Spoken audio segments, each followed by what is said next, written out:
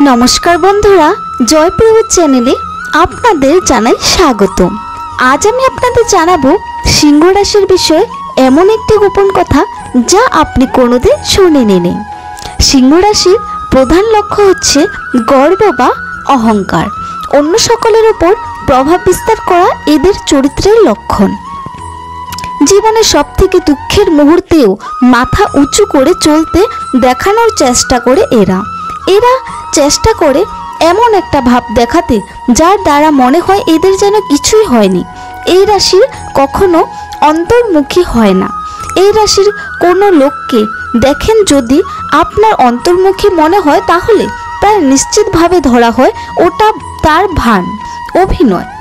ওদের আসল রূপটা যদি দেখতে চান তাহলে একটা কাজ করুন, সে যে জিনিসটা নিজের একান্তভাবে মনে করে সেই জিনিসটা সরিয়ে নিন কিংবা হুকুম করুন অথবা অশ্রদ্ধার ভাব দেখান। অমনি দেখতে পাবেন সিংহের গর্জন।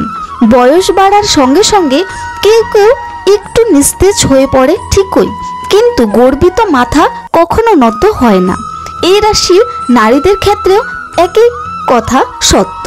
মন থেকে যতই নরম শান্ত দেখান না কেন, খোঁচা দিলেই সিংহের মতো ঝাঁপিয়ে পড়বে আপনার উপর। এদের চলাফেরায় একটা কর্তৃত্বের ছাপ থাকে, কারণ বাকি সকলকে নিজের অধীনস্থ বলে মনে করে এরা।